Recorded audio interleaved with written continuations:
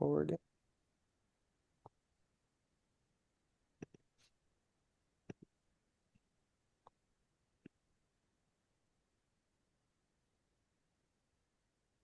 Hi everyone, welcome. We're just gonna wait a minute or two more and then get started.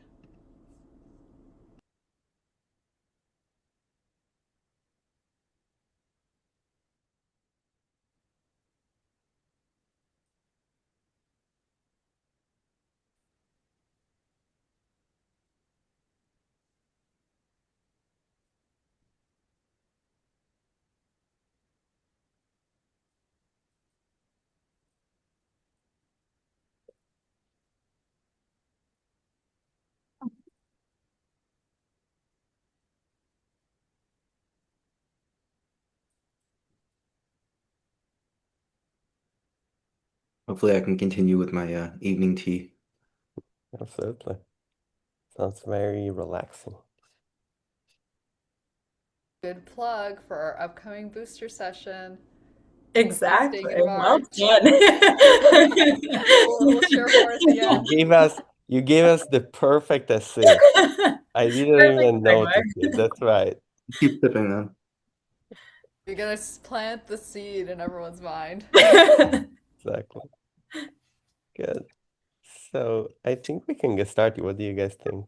Yeah, I'll happy to do it. If people join, they also can kind of jump in as well. Well, welcome everyone to Neurohumanities Network. We're happy that you're here. For anyone who it's their first time too, this is a kind of a little group of us who are part of the Neurohumanities Network and growing, which is exciting. Um, and for the next slide, so I'm excited to be able to again, stay connected with us. This is kind of our YouTube, our social media, the network. We have a blog out now. And anyone who's interested, here are some of the QR codes that you could click on and join our website and newsletter. So I'm excited to be able to introduce Dr. Ashhar Ali, who's neurologist and headache specialist at Henry Ford in Detroit. He did his medical degree at Michigan State and then completed neuro residency and fellowship at Cleveland Clinic. He's the director of the Henry Ford Headache Fellowship and associate director of the residency program. He's a clinical associate professor at Michigan State and a clinical associate professor at Wayne State as well. He's an accomplished educator and has been recognized with numerous teaching awards at both local and national levels. And he serves as clinician-faculty member for High Impact Education Endorsement at Henry Ford Health. And I'm really excited for this talk as someone who loves the perceptual abnormalities. I think a lot of us find that a really fascinating aspect of neurology. So excited to hear his talk on Alice in Wonderland and migraines. Okay, let me make sure that I lost my camera. Okay, well, thank you. Can you hear me okay? All right. Thank you for having me. It's an honor and a privilege, and I appreciate the invitation. And I'm looking forward to spending the next, 45 minutes or so with you all talking about something that I think you'll find to be interesting. It does mix in the science and art of medicine in a pretty unique way. I guess my background, as Corey had mentioned, that I do work at Henry Ford, and I have been taking care of migraine patients for the last 9 years, I guess, officially as a faculty. And I'm pretty involved on the education side of things. I got interested in this topic because I've been hearing, after seeing patients that have neurologic disease, whether it's epilepsy or stroke presentations, we often hear about such unusual descriptions of their symptoms that it makes you wonder. I know we like to localize things anatomically as neurologists, but oftentimes it just doesn't fit. And it's because the brain is this really complex network of these microcircuits that sort of have these radical functions that are all happening at the same time. So you can involve so many different systems and you just can't plug it into one particular anatomical location. So that happens a lot in the headache and migraine world. It happens in the epilepsy world as well. And so when we, put the sort of I'm science, listening to a talk. when you put the science of the neuroscience aside for a moment and just focus on the patient's story and their description, it's quite fascinating. And what I think we'll all find is that when patients are telling us what they're experiencing neurologically, you can almost create like a story or a narrative out of it that in and of itself has power and doesn't really need any more diagnostic reasoning or pursuit. So this topic is title is the Alice in Wonderland syndrome and other unusual headache disorders. So we're going to talk a little bit about the actual syndrome, but let me begin by sharing that I don't have any relevant disclosures to this topic. What I'm hoping that we'll be able to get by the end of this, all of you will, is the first is I want to try to define surrealism in the context of the headache experience.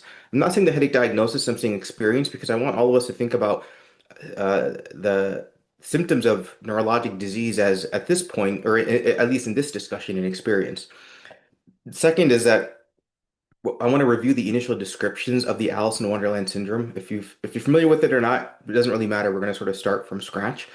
And then we're going to distinguish these unusual episodic headache disorders, things that come and go, that are often accompanied by very surreal features. And you may be familiar with the more common, let's say, migraine aura, which can present with these sort of beautiful visual symptoms, or sometimes sensory symptoms. But there's others that are accompanied by surreal features that either the patient experiences or that they describe, or sometimes even they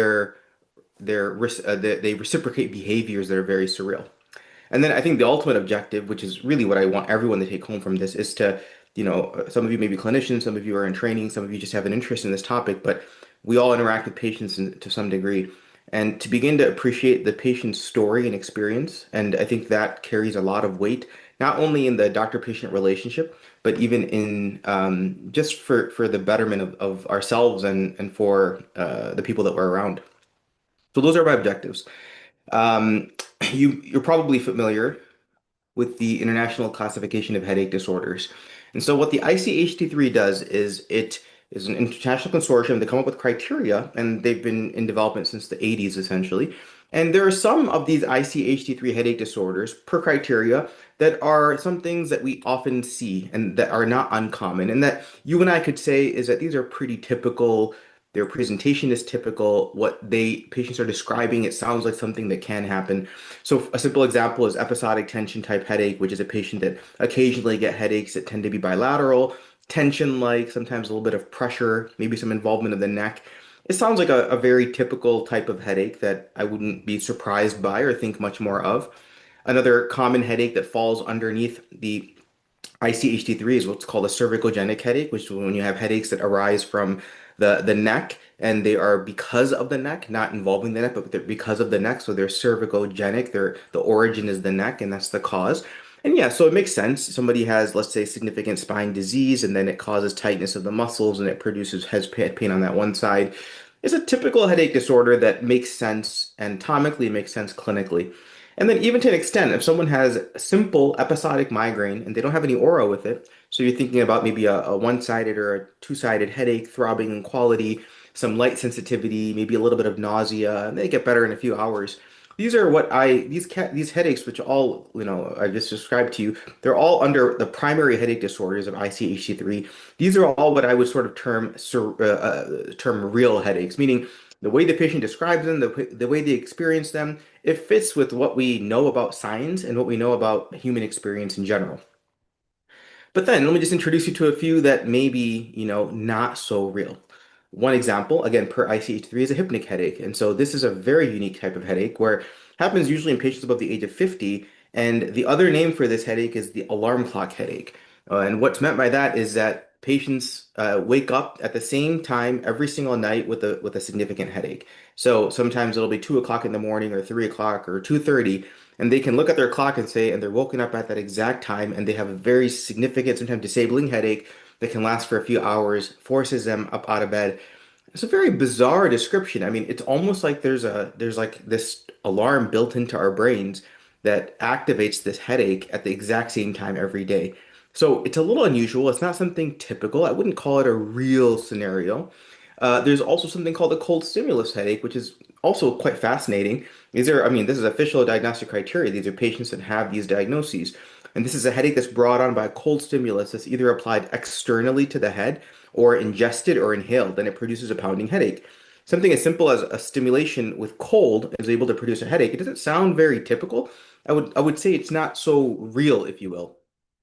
And then probably the greatest of them all is hemiplegic migraine, which now you have a patient who's presenting with maybe a headache, a pounding headache, and they have one side of their body that goes completely weak, and they're thinking they have a stroke. Anyone who sees them that even objectively examines them would be able to say that these are stroke-like symptoms. But when you scan the brains look completely normal, and there's nothing anatomically wrong. There's no ischemia, there's no infarct. But still, they're unable to move on one side of the body. It's a very bizarre experience. You examine them, and you're like, well, this looks like a stroke, especially early on. And so I would almost label all of these headache disorders as a bit more in the funnel of surreal. They present with surreal symptoms. The descriptions are surreal from patients, and even when we try to make sense of them, they fall outside of the general realm of what we would call surreal. So I'm going to introduce you to the word surreal a little bit. Back in 2016, it was an interesting year for at least this country, but and for various reasons, many of them political. It was the word of the year in 2016 because I think in the political sphere, things were happening that people just couldn't believe, and I guess it was either Google the most or Merriam-Webster decided that this was going to be the word that was the word of the year, and that word indeed was surreal.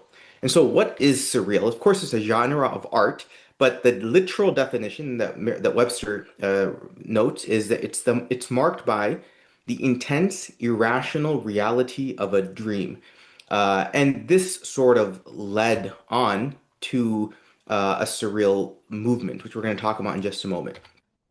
So what I'm going to try to do in the next, 30 minutes or so is bring together these headache disorders that have a lot of surreal features, link them with the art of surrealism, which was a big movement in the early 1900s that, we could almost say that there must be a link, and you'll be able to see it shortly. And then also tie that into to literature. Because not only was there an art movement of surrealism, but even some of the works that we see that help tie in the descriptions of the Alice in Wonderland syndrome, these three are going to sort of all come together in a very unique way. So my hope is to try to reveal what surrealism is in the context of a headache disorder, in literature, and also in the genre of arts. And I'm separating arts and literature purposely. So let's just talk about surrealism in the art space, because that's the first thing that comes to mind. So, the surreal, which is this idea of this dream-like experience, sort of created this movement in the arts called surrealism. And here's an image of a surrealist painting. And you could see the image that is of this gentleman who's wearing a suit, he's got a red tie.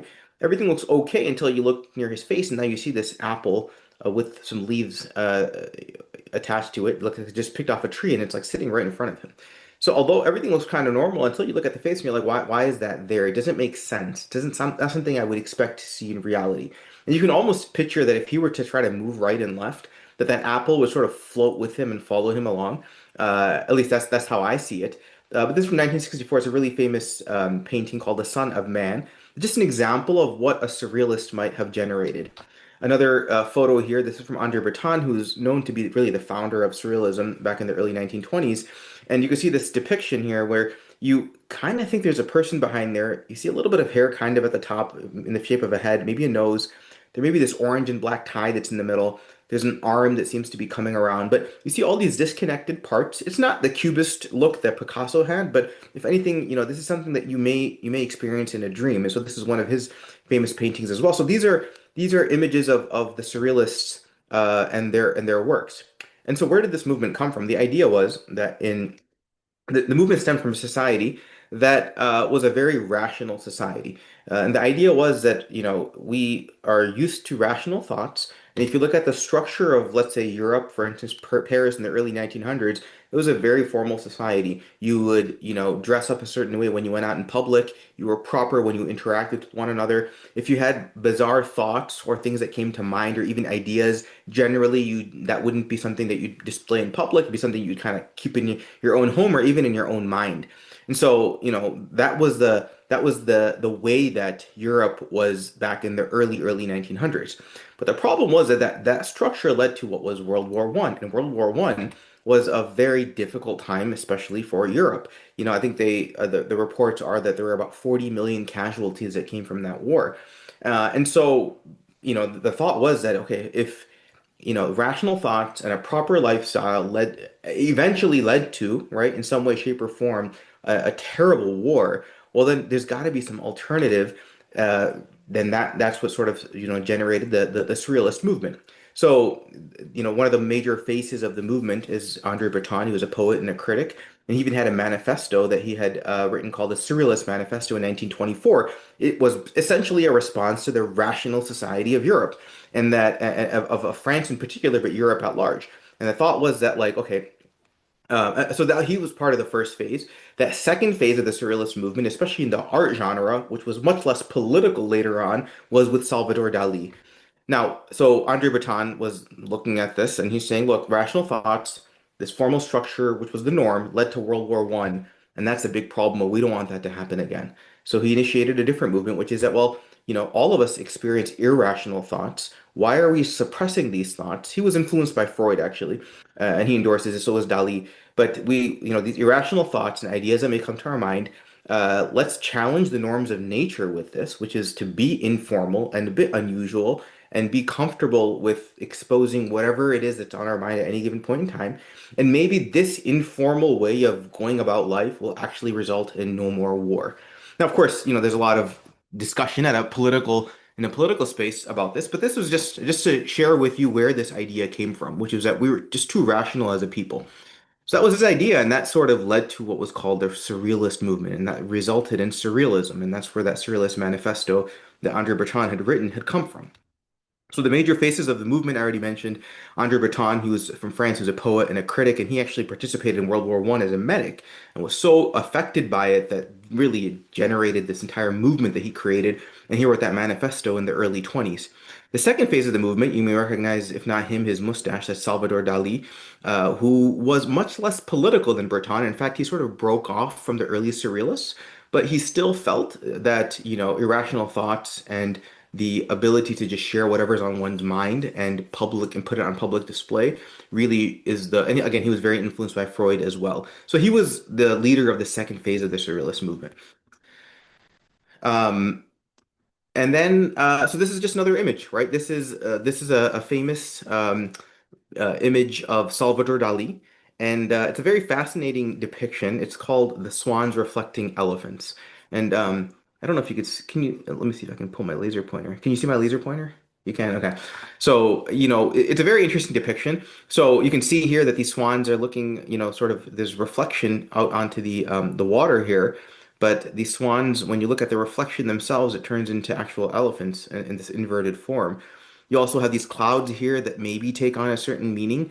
Dali did not think that, this sort of expression of surrealism had to have a particular meaning behind it, but he often did have, some hidden meaning. And then you kind of see here on the side this gentleman who's actually not looking at all toward what's happening behind him, and he's looking in the opposite direction. This is something you'd see in a dream. It's not something you'd see in real life. And so this is just an example of what that might look like. So, going back to our medical side of things, which is, well, is my headache real or is it surreal? I already introduced to you some common headache types that clinically sound like real headaches, but then there's also ones that may be a bit more surreal. And the way that I'm going to do this is I'm going to take you through these various sort of surrealist themes and apply them to headache disorders. But you can apply this more broadly as well to epilepsy, to stroke, to demyelinating disease, to be honest, even to functional neurologic disorders. This is a depiction that we're going to introduce distortions of the body. So this is a painting of Dali from the late 1940s called The Elephants. And this section is going to be a distortions of the body, but if you look at the screen and the image, you'll see, these elephants with these arachnid-like limbs or legs going all the way down.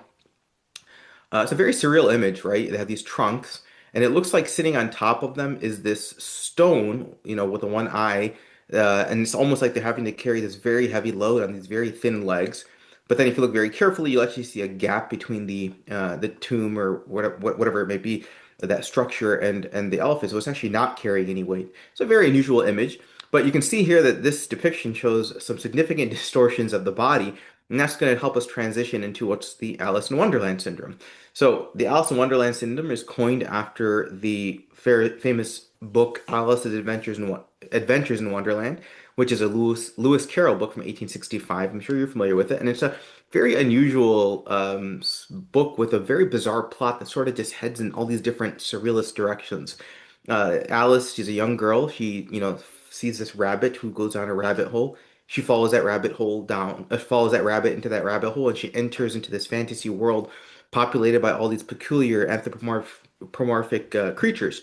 Just a depiction of, this is Alice after she, initially she shrinks down into a very tiny size, and then she has something to eat, and then all of a sudden she grows into a very large size that she can't even fit inside the room, and her hand is out the window. And so this is one of the best examples historically of the literary nonsense genre is the Adventures of Alice in Wonderland. And interestingly, back in the 1950s, there was a physician by the name of Dr. John Todd. He was a British psychiatrist, and he was the first person who really coined Alice in Wonderland. He didn't. He wrote about it, and what I'm going to show you on the screen right now is the exact text of his paper that was published in 1955, and the words that he used to describe this syndrome. So this is what is displayed on the screen. Let me draw your attention to the first part, which is the purpose of this paper is to draw attention to a singular group of symptoms intimately associated with migraine and epilepsy, although not confined to these disorders. While there is a wide appreciation of the fact that epileptic subjects and their blood relatives are prone to experience bizarre disturbances of the body image, few realize that essentially similar disorders affect migraine subjects and their families. As a result, many of these patients are often unjustifiably dubbed neurotic and referred to a psychiatrist while others torture themselves, and he continues on. So what he's highlighting here, I mean, I'm a headache specialist, and I certainly speak to this, is that we're comfortable with some of these symptoms being attributed to seizure disorders, for instance, smelling things that aren't present, or sort of a gastric rising sensation, or other facial automatisms that look a little bit unusual. But these bizarre disturbances of the body, especially of the image, it's something that we often see in migraine as well. And so, just to show you some of these early descriptions, back in the early 1950s, before Todd published that paper, there was a physician by the name of Dr. Carroll Lipman. He was in San Francisco. He used to work in proper San Francisco, I believe, at UCSF. And he was actually the first one to describe the symptoms that we would call today, sort of an Alice in Wonderland syndrome. So Todd was the one who coined the syndrome later, but Lipman is the physician who initially described a series of patients, maybe four or five, that had these very unusual hallucinations that he called certain hallucinations peculiar to migraine. This is this is the actual paper. I'm showing it to you on the screen from 1952 that was published. And let me just draw your attention to the beginning. The great variety of hallucinations which precede the headache and migraine, i.e., a premonitory symptom, at least in the science of migraine, is little known to the medical profession. To most physicians, the term migraine means merely a one-sided headache associated with nausea or vomiting, accompanied in some cases by eye disturbances and associated with intervals of complete well-being. And that's pretty fascinating because his description of migraine is actually the description that most people might think is migraine today. And there's so much more to it than that. And he's capturing something. It just shows us how slow sometimes our understanding of medicine is, at least in the community. He's describing he's like, this is what people, think this to be. And in reality, here I am in 2026 saying, yeah, actually, many people still think it's the same exact thing. He continues, those who have handled numbers of these cases, meaning an expert like him, recognize the protean nature of the symptomatology. They have noted the various hallucinations of taste, smell, and hearing, the irritability of the patient, or its rarer opposite, euphoria, lassitude, etc., which precede the attacks. Likewise, many clinicians have noted the quote migraine equivalence, in which case the headache attack is replaced by periods of melancholia, paroxysmal tachycardia, and attacks of abdominal pain, etc. He's describing all these complex. I find this to be really fascinating because, I had to do a headache fellowship to learn this, but he's describing these unusual symptoms that anyone who's seen a lot of headache patients can swear by all of these symptoms. And they're there, right? Sometimes they occur in the premonitory phase, sometimes during the attack itself, and sometimes in the post-stromal period where they can have these unusual symptoms. So, as far as I know, there is no, by the way, it's beautiful, his writing style. This is without any use of AI at all, right? And this is how papers were published once upon a time. So far as I know, there is no description in the migraine literature of hallucinations of the sense of body image in which the patient has the feeling that the entire body or certain parts of the body have become distorted in shape and size. So he's looking back from the 1950s saying, looking back at all available literature, I'm not able to see anything written on this, but clearly I've seen it. So let me show you a few of the cases that he describes in this paper. They're really fascinating. The first case is of a 38-year-old woman. He writes she's a housewife. Very occasionally, she has an attack where she feels small, about 1 foot high, just before, with, or during the headache. She says she knows the distortion isn't real because she looks in the mirror to see, right? He's describing a patient that has a migraine equivalent who genuinely feels like she feels small. And although she knows she hasn't actually changed in shape, to convince herself that this isn't actually happening physically, she actually has to look in the mirror to see. I've had patients tell me very similar things. I was going to introduce it later, but I'll say it now that I have a cluster patient who would tell me that his cluster attack, if you've ever met someone with cluster or seen a patient with cluster, it's a very disabling condition. But he mentioned to me that he would get he gets cluster attacks, and during the attack, he feels as if someone shot him in the eye, like with a gun, and that his eyeball was pouring out blood. Sorry to be graphic, but that's what he would describe. And he said that it was such a real feeling that whenever the attack would happen, the attack of cluster, he'd have to go to the bathroom, look in the mirror, and make sure that he wasn't actually bleeding to convince himself that it wasn't happening. So the feeling of the patient is real, and this is what we're seeing in case one as well. Case number four, often preceding and during the migraine attack, different patient now, I have a very peculiar feeling of being very close to the ground as I walk along. This is a distortion in body. It is as though I were short and wide, as the reflection in one of those broadening mirrors one sees in carnivals, etc. Of course, I know it isn't true. Right? This is the exact patient's description to Dr. Lipman, which he's capturing. And I guess there were carnivals back in the 40s and 50s as well. And so this is how she's describing this experience. He says, continues, another patient who described this same feeling of being short and wide referred to the sensation as her, quote, Tweedledee or Tweedledum or Tweedledee feeling. And of course, these are the fat twin brothers from Through the Looking Glass, which is part two of Alice in Wonderland syndrome, or the Adventures of Alice in Wonderland.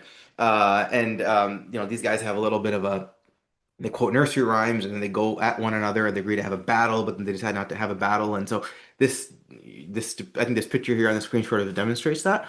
And this is her description of how she actually felt. She continues, sorry, this is a different case. My attacks used to be quite frequent. I experienced a sensation that my head had grown to tremendous proportions, and it was so light that it floated up to the ceiling.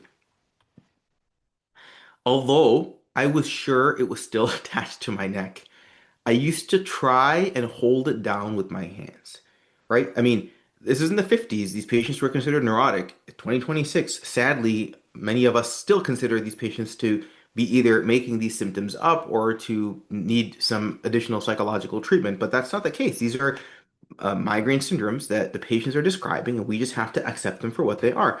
And of course, there's that one scene in Alice in Alice in Wonderland where she tries a part of a mushroom, and then her neck grows up so tall that Alice actually is able to look above the treetops. And she needs to eat the other side of the mushroom to actually shrink back down, but she's unable to actually get to it. So very interesting because it makes you wonder, was the author experiencing any of these symptoms as he was writing this? And that's a debate in and of itself. There's actually a long debate about that. But these descriptions the patients are describing are things that we often find in the story. The patient continues, this sensation would pass with the migraine, but would leave me with a feeling that I was very tall. When walking down the street, I would think I would be able to look down on the tops of others' heads. And it was very frightening and annoying not to see as I was feeling. I mean, this is remarkable. The fact that he was able to capture these patient stories and you can hear the heart and tone of the patient who's basically saying that I was finding it annoying that I was feeling a certain way, but I was not able to see exactly what I was feeling. And there's this, you could say, separation that occurs or this detachment that's occurring. And the patients are just being brutally honest with what they're experiencing. It shows us how complex the brain is. She continues. The sensation was so real that when I would see myself in a window or a full-length mirror, it was quite a shock to realize that I was still at my normal height of under 5 feet. That's how complex the brain can be. So the Alice in Wonderland syndrome itself, it's, basically this idea of visual misperceptions. Well, there's two types, but let me simplify it. One of them is macropsia, and that's where patients may see things larger than they actually are, or smaller than they are. For instance, I was driving in the car today, and my rearview mirror still says objects in a mirror may be closer than they appear. That would be, an example of, that would be an example of teleopsia and pelopsia, where things may be appearing further away than they really are. So that's a visual distortion that is sometimes attributed to what's called Alice in Wonderland syndrome. But there's a debate, and the true Alice in Wonderland syndrome, which was the one that was initially described, and it fits with Alice and her experience in Wonderland, is the somesthetic perceptual disorders, which is where you feel your own body is distorted, not what you're seeing. Whereas the false or the not true Alice in Wonderland syndrome is where other things appear distorted, not myself. Um, this is a nice graph that was published in 2013 about the distribution of reported Alice in Wonderland syndrome cases by age and type. And as you can see, most patients that were diagnosed as having Alice in Wonderland had that type B, which is the false AIWS, which is that they had visual disturbances that made things appear bigger or smaller than they were, or closer or further away than they really were when that may not be the true one, which is a somesthetic one, which is type A, which is much more rare, and that's when patients experience their own body being either too big or too small. Some, of course, experienced both. So this is a really nice image. This is a migraine patient. Back in about 20 plus years ago, there was a call for migraine patients to draw how they felt during a migraine attack. And there were, I think, 560 plus submissions. And it was sponsored by the it was Migraine Action Association. And you can see here, this is a patient who when she's having a migraine attack, it feels like her head is split completely in half. This is another patient who describes that when he's having a migraine attack, it feels like there's this 50 plus pound weight sitting on one side of his face. And you can also see that not only does that, you also see the eye is enlarged. You could see the way his skin and jaw also feel during the attack and the involvement of the nose. I mean, these are very subtle, but three of them three of images that were submitted out of the 560 plus involved splitting of the body. But it was a nice opportunity for patients to be able to share what they felt without necessarily being judged or examined. I had a patient who, when we published this in the Headache Journal about 5 years ago, who what she had a visual perceptive disorder where she would look at things during or before a migraine, and they would appear to be very distorted. So I'll show you an image here, and this is an image she herself drew to show us what it looked like. So you can see this is her, I think her nephew, and you can see that there's a lot of distortion of the face. The eyes are on one side. The nose is kind of where one of the eyes should be. The mouth is here. The mouth is here. The elbow is disconnected from the arm. And so it's a very interesting visual perceptive disorder.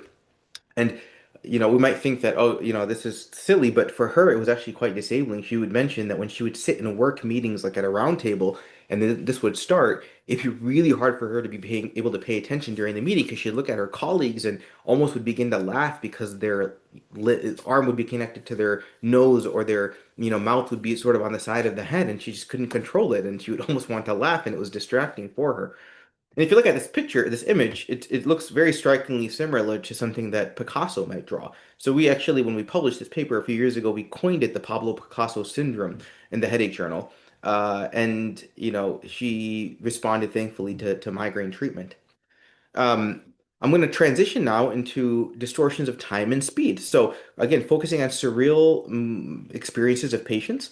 Another area to Oh, I guess we have about 10 minutes, right? Okay, so distortions of time and speed, and this is a very famous painting called The Persistence of Memory by Dali. Without going into much detail, you can see the relationship that I'm about to share with you with time and speed. Saw two patients when I was at the Cleveland Clinic in residency. One was a 9-year-old girl, or maybe it was my fellowship actually, who had the sensation of moving faster than the objects around her, and it was ongoing for a year, once a month for about 5 to 30 minutes. Things around her are moving faster. Another patient, 16-year-old, who had episodic migraine with visual aura since age 11, and around this time she would describe this rushing sensation that others' voices and movements appeared to be faster than her ability to process these.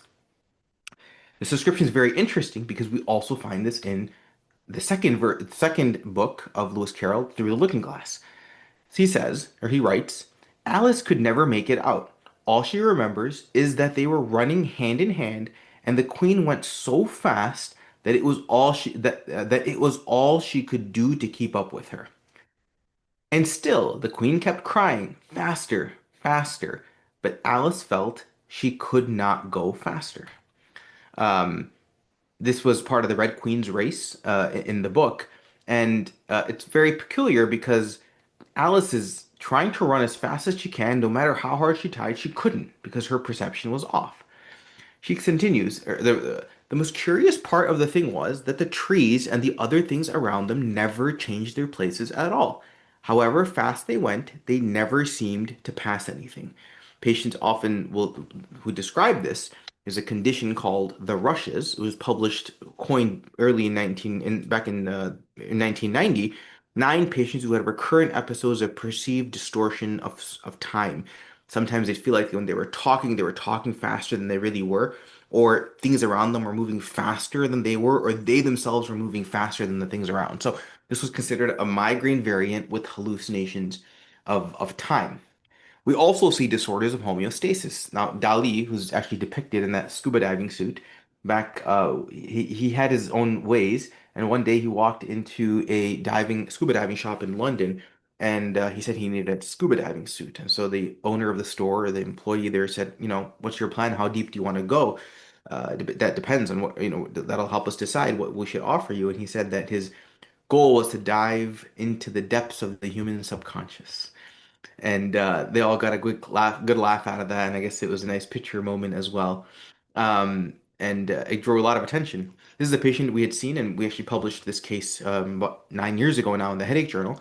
A 12-year-old who was right-handed, history of cyclic vomiting syndrome, and a family history of migraine, was in her scuba diving session, training session. And after clearing the water, she developed a headache with tunnel vision and disorientation, right hand clumsiness, impaired dexterity, and she had what we would call a diving headache. In her case, it was a bit more extreme, but this is a headache that's caused by diving to a depth greater than 10 meters, occurring during the dive, but often intensified upon resurfacing, and it doesn't happen with decompression illness. So this is a patient, our patient had a more extreme version of this, but what I'm trying to highlight here is that, these are disorders of homeostasis. In addition to this, there's a particular headache in the diagnostic criteria attributed to airplane travel, occurs either during ascent or descent. There's a particular criteria that has to be followed to diagnose it: unilateral orbitofrontal location and jabbing or stabbing in quality. It's actually a little more common than most people than I initially thought. In fact, the more you interact with people, they're like, yeah, I get these, and these are very intense, short-lived headaches during that period of time. Believe it or not, there's actually a diagnostic criteria for headache attributed to travel in space. Now, we don't have enough astronauts to really get a good sense of this, but one study looked at, I think, of 16 male and one female astronaut who participated in the survey, 12 reported at least one headache episode experienced while in space, and they had no prior history of headache on Earth. There's also distortions of pain and sensory hallucinations. So this is an image of this is a depiction of Dali showing this very somber face. He was very anti-political, anti-war, and this was really reflecting the atomic explosion of over Hiroshima in 1945. And you can see this sort of mushroom cloud formation here. So when we're talking about distortions of pain and sensory hallucinations, what I'm referring to is it's not it's the way patients are experiencing the symptom and these hallucinations that are purely sensory. And one example of that is what's called the exploding head syndrome. And I saw this image, it reminded me of the syndrome. I've only seen it once or twice. It's very rare. It's not even in the headache classification criteria, but it is in the sleep criteria per ICSD-3. And this is a painless sensation of a head explosion. As patients are falling asleep, they suddenly experience this sensation that their head has exploded, and it's associated often a pretty intense sense of fear. And so it reminded me of this graphic, or of this painting of Dali, and it's very interesting. This is case 3 of Lipman, age 23, single, secretary, mother and only brother have migraine. Occasional attacks of headache were associated with undulating pain coming out of the nose. And she says, it's so definite that I am sure the pain can be seen. The nose also pulsates.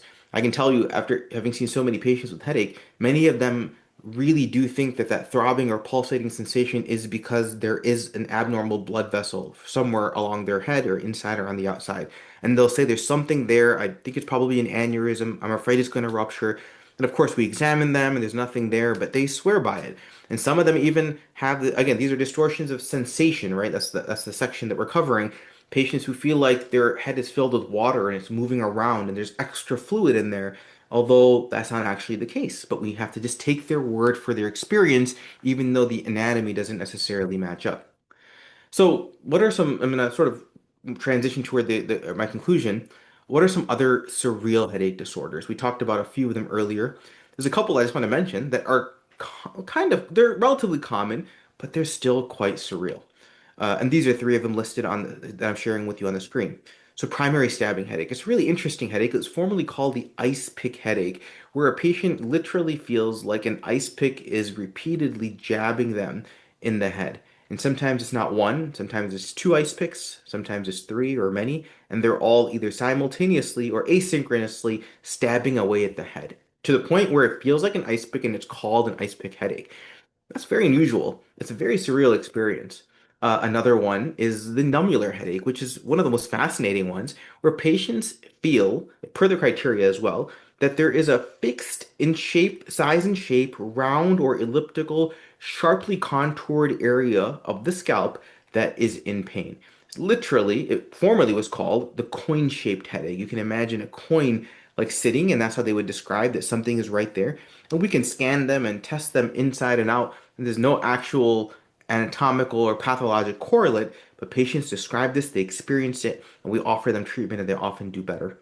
And another surreal headache, I think, is one of the most surrealist cluster because it is such an extreme human experience. The only way to describe it is surreal. It's rare, it's one in 10,000 people, but it's an incredibly unusual experience where, this is a picture that's often referred to as the cluster headache devil because of how bad this can be. And here you see the devil poking his right hand all the way through the eyeball, and patients often feel this. And what's interesting, this depiction shows the different sensations patients have during a cluster attack.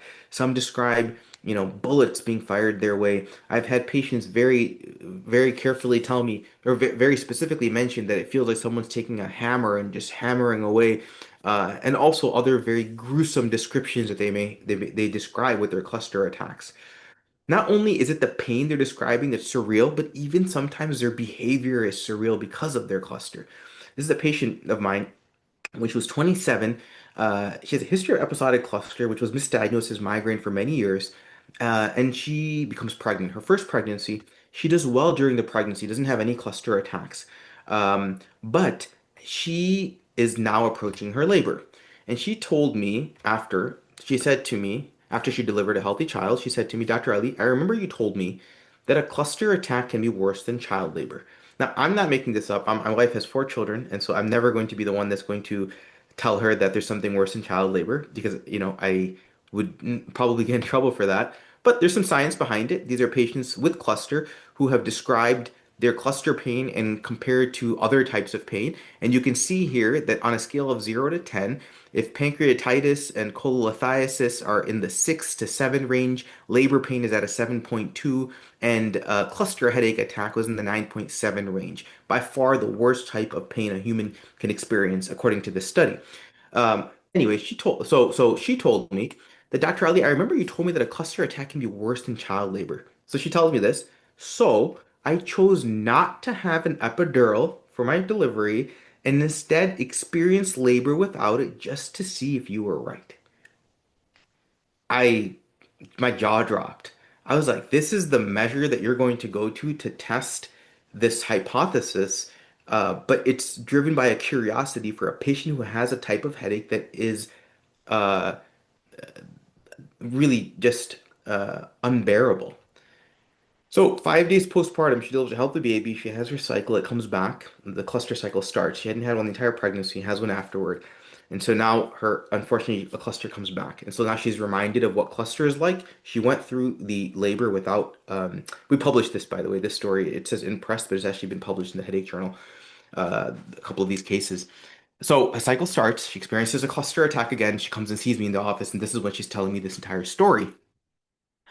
And of course, I treat her, but she says to me this: I'd rather go through 16 labors than have another cluster attack. These are her words. We've quoted this, it's published, it's in writing.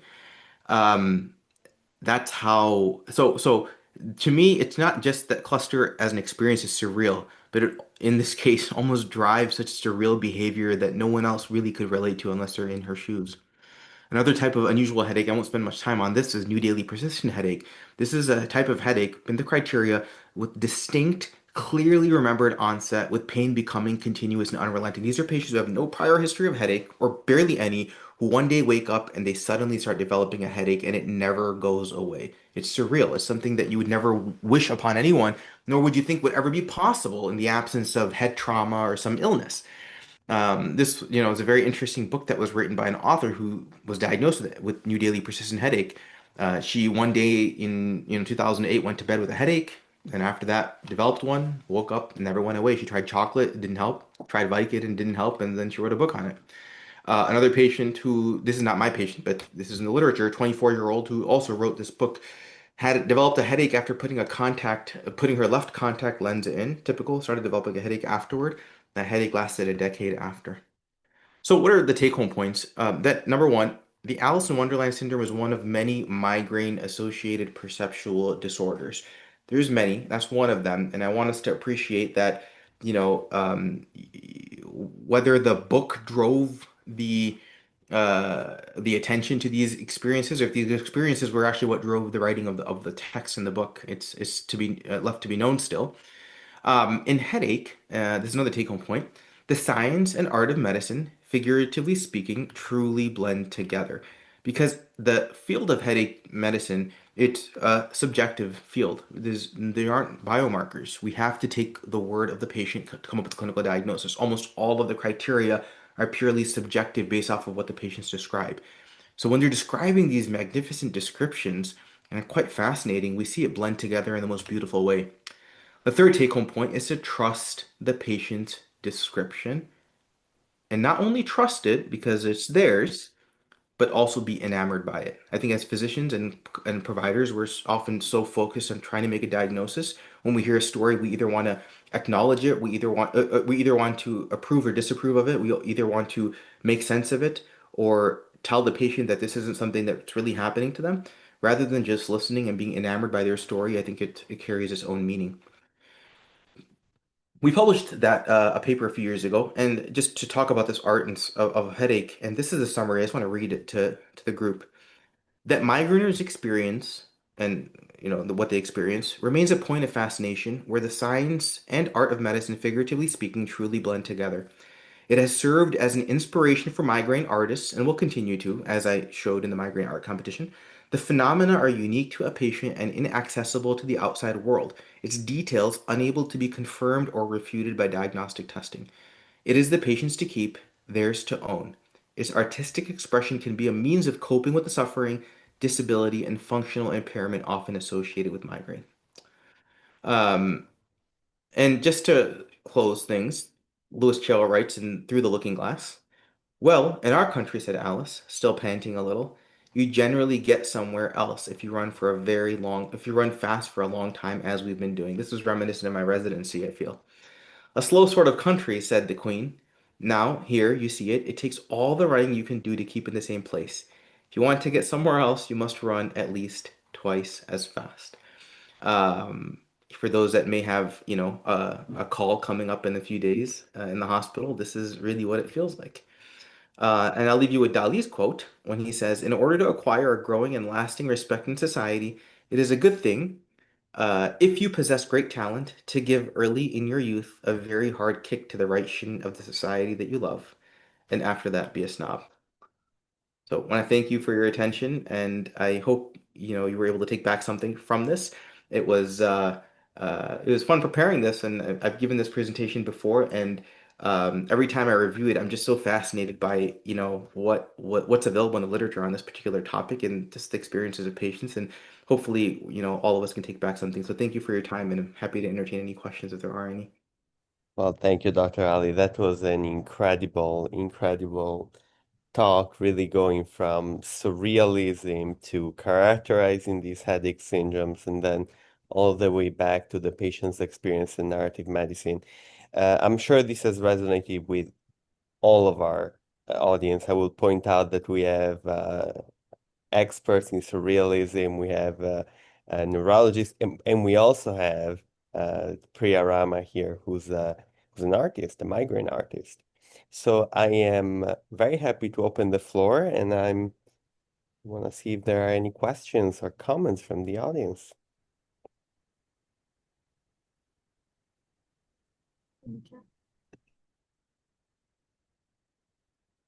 There is actually a chat while people are queuing their questions. If you have questions, feel free to raise your hand while I read the question.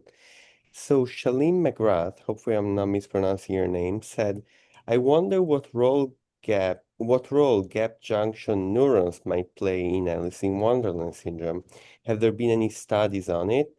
Are they not related to the hippocampus, memory and temporal reckoning, and quick visual processing?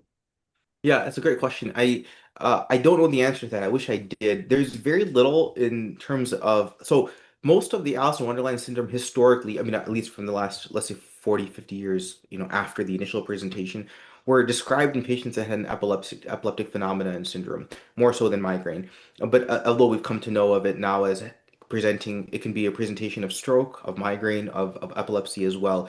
But because it's a relatively rare phenomena, it's relatively poorly understood at a pathophysiologic level.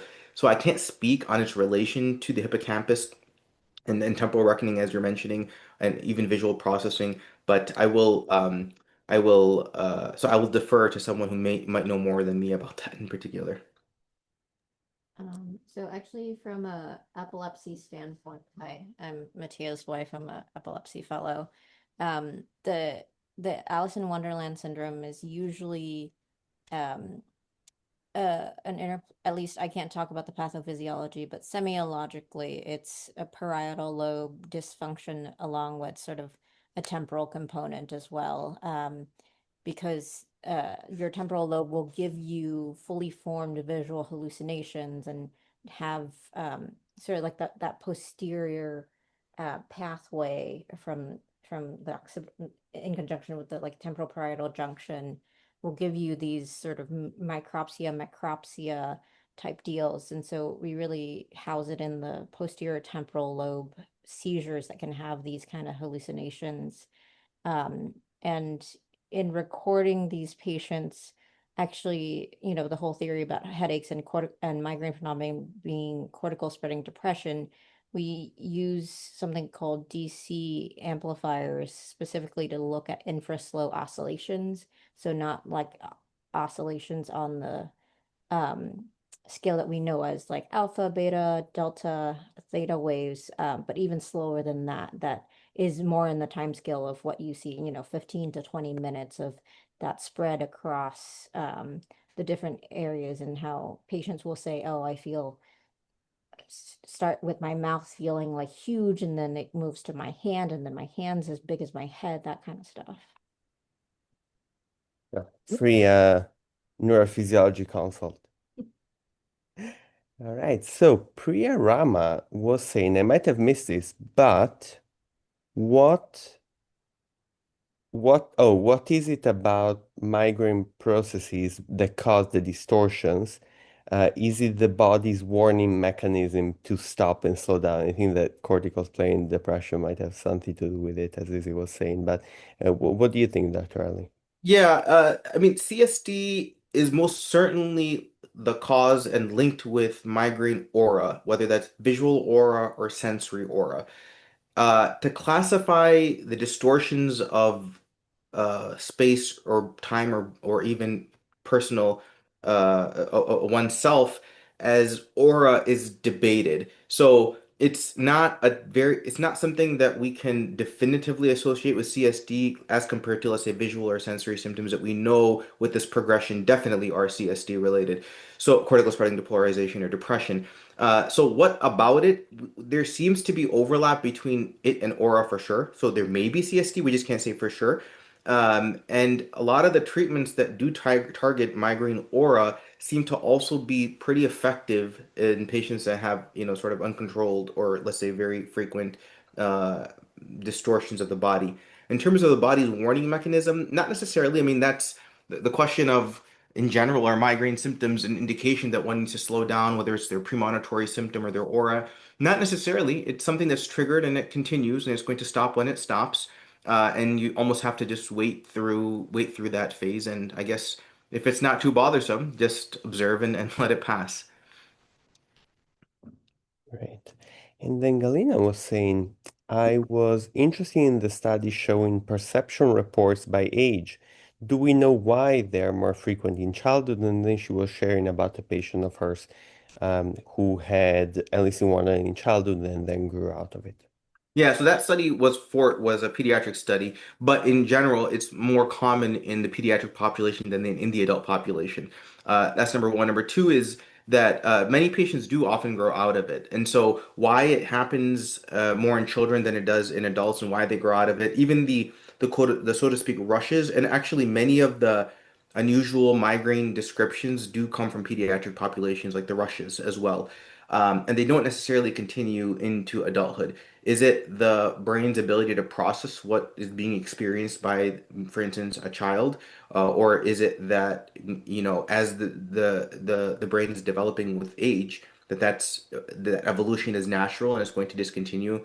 I don't know the answer to that, but what you're describing, yeah, Galina, is something that is often the case. Great. And then we have Corey. That kind of reminds me too of, I think there's an interesting overlap with dreams and with these auras and with epilepsy too. I had a very interesting patient recently who had a surreal thing that was telling me that he kept waking up before he came in the hospital. Every day he would wake up with the same dream over and over again, wake up to the same dream. And in the dream, he was in the hospital. And then he ended up having a frontal lobe tumor and was having seizures. And so it's a very interesting odd experience. One of the things you were just talking about too, I remember reading about dreams and how they've characterized people's dreams over their lifetime, and how children's dreams are much more vivid and like surreal than adult dreams, where a lot of us end up dreaming about like work or being around, things that are a lot more concrete. So I don't know. I think there's an interesting, I don't know if it's really a question, but kind of that interesting overlap. Even the idea of how time is different is a common thing of dreams, right? The dream where you keep running and you're not getting anywhere, or those sort of odd perceptions, that it just kind of makes me wonder if there is some link there of like, this is something I experience in my dreams and I'm almost perceiving it, this experience, as I would in that. I don't know what you think about that kind of link between, I guess, dreams and these auras that people have too. Yeah, I think it's all very possible, and that it just goes to show how little we understand a lot of these phenomena. Yeah. And I'm at the stage in my career where I don't think I'm going to solve it, but I'm definitely going to appreciate it, and Yeah, agreed. I'm going to respect it. And so I think what you're describing is something that we see all the time in our patients. Yeah, thank you. And uh, hopefully I'm not mispronouncing your name, Mahdi Fadel. is raising their Yeah. hand. So I was just wondering, I noted, is there any like genetic or societal factors that causes somebody to kind of have a higher risk for this? So a family history of migraine increases the risk of it, in particular, and a personal history as well. Other things that trigger it, we didn't talk about it, but brain tumors, as I think one of you guys mentioned, is also something that can present with an Alice in Wonderland syndrome, and so that's not necessarily genetic directly. But apart from the sort of the migraine sphere of things, the rest of them seem to be sporadic or related to the syndrome. Thank you. All right, and those were all fascinating questions and comments. I'm sorry to say, Dr. Ali and everyone else, we're at time. I will pass it to my friend and partner in crime, Galina Gehman, to take us away. Thanks, Mattia, and thank you again, Dr. Ali. That was fascinating. I have more questions than I came in with, which is always, I think, an official goal for these seminars. But I hope that everyone enjoyed it, and we welcome you to join us at our next quarterly booster session. As a reminder, the booster sessions are really a chance to get some kind of practice, hands-on experience with various art aspects of arts and humanities. We're very excited to host our first community party, which is not necessarily intended to go so nicely with the Alice in Wonderland theme, but I think it's just perfect. So join our Mad Hatter's Tea Party. We talk about Mercury and all those other things there. But join us for Mindful Tea Tasting in March. Dr. Shamakula will run this session. It's a little bit of a different time. It's 12 to 1 p.m. Eastern, and a little earlier for those out west. If you can bring your own tea, or if you sign up by February 17th, you'll get a tea packet mailed to you from Dr. Akula. So please check out the link in our newsletter and make sure that you join us then. And then our March seminar will be storytelling and movement disorders. So we'll keep staying on the move with bringing you more lectures. Hope to see you there.